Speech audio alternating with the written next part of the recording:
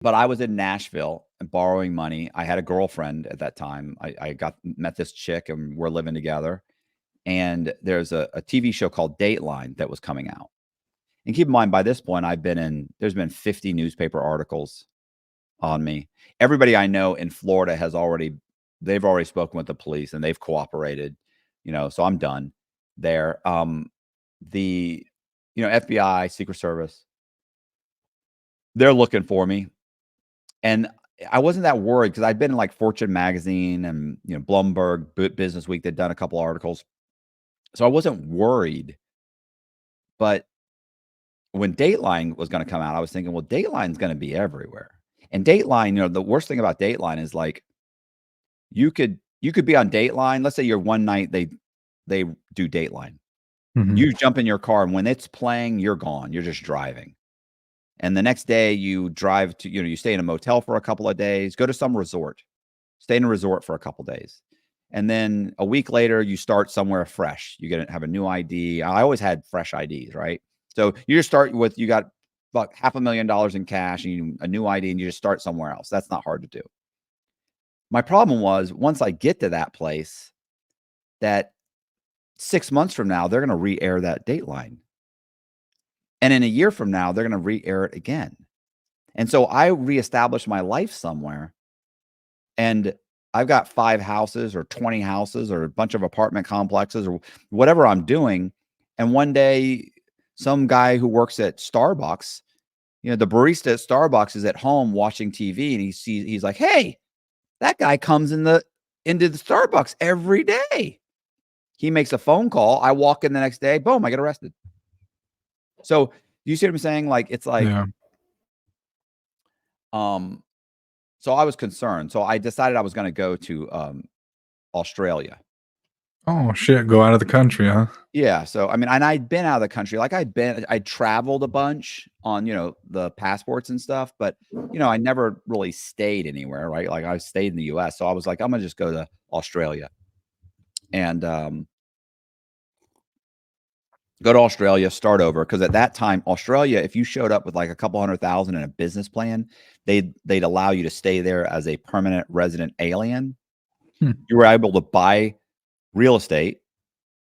You can drive, you can buy real estate. They give you a driver's license as a permanent resident alien, but you could open a business, but you can't take a job. You can't work there. Really? Yeah, you can't get a job there, but you can open a business and hire Aussies. Damn. So I mean, it was kind of simple. I mean, more welcoming than trying to go into the U.S. and shit like that.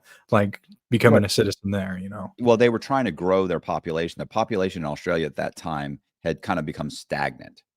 And their plan was to try and grow it by 2 or 3% a year for the next so many years to try and, get it up and going. And so I was like, so they're ready to bring people in. So I'm thinking, hey, Australia. So the chick and I was dating, Amanda, we were going to go to Australia, but we were also getting cash, right? So the only way to do it, right, is you pull cash out of the bank. Once you've got the cash out, you open a couple corporate accounts, and then you start putting money back into the bank. Now it's clear, right? It's laundered. Now I can get a cashier's check or I can wire that money out of the country. But I can't do it. I can't just transfer the money out of this name to this corporate account, because when they eventually figure out, hey, this guy Joseph Carter, has these bank accounts. Oh, look, he transferred money to this corporate account. Oh, look, it was transferred to Australia. He's in Australia. Right. So put it together. Right. I have to get it out in cash so I can reinsert it back into the bank. And that's not that difficult to do. But if you do it slowly and you do the right thing, like there's ways to do it through real estate. You buy real estate and then sell it. You buy real estate in that corporate name and then resell now I've got it clear. There's lots of ways to do it. So I was in the process of doing that. One of the things I was doing was just having people cash checks. So we're giving construction workers that are building places for us. I'm still doing kind of development. So I give this guy this much, right? Hey, cash this $7,000. I'll give you $700. Give me the rest of it. Like that kind of stuff. Oh, okay. I get you. Well, Amanda gave several checks to this chick that was a friend of hers or a friend of ours. to cash checks. That sparked a conversation like, what are you doing? Why do you need $30,000? And what are you guys doing? And so Amanda tells her, we're leaving the country. His name is not Joseph Carter. His name's Matt Cox. He's wanted. And Dateline is coming out. So Wow. you can imagine. So she calls the Secret Service. And then one day when I come home, Secret Service arrests me. So did your girlfriend at the time tell you that she told her friend any of that? Like, or No, was she just well, she in a letter she told me. She didn't tell me at the time, but in a letter she said, because the newspapers all said that a babysitter recognized me. So the babysitter was Amanda's friend, and her mother also babysat. And her mother is the one that talked to the newspaper. She said that she had looked. She's like, I looked in his eyes and I could see deception, and so I started searching. And I found eventually I went to the Secret Service's website and I saw that he was wanted by the Secret Service. Like, that's absolutely, you know, none of that's true.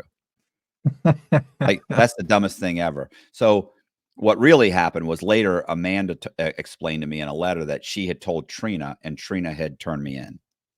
Oh, okay. Our Well, that friend. makes more sense, right? I mean, Right. But Trina obviously didn't want to say that.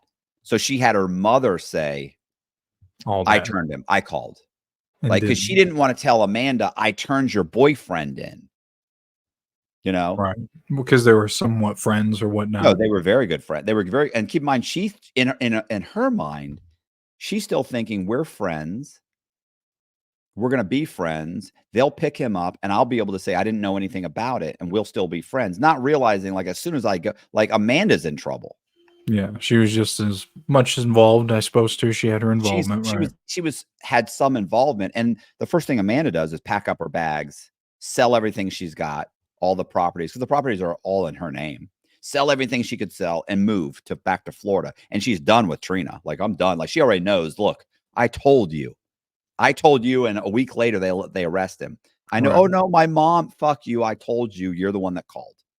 She's not stupid. So anyway, I end up getting arrested. Yeah, I ended up getting arrested. I get, I get sentenced. I get 26 years. Hey, thanks for watching this clip. This clip came from one of my interviews I did in the past. Please hit subscribe if you want to get more clips like this. Also, if you want to watch the full interview, I'll put a link in the description. Or you can hit the button on the screen to watch the full interview.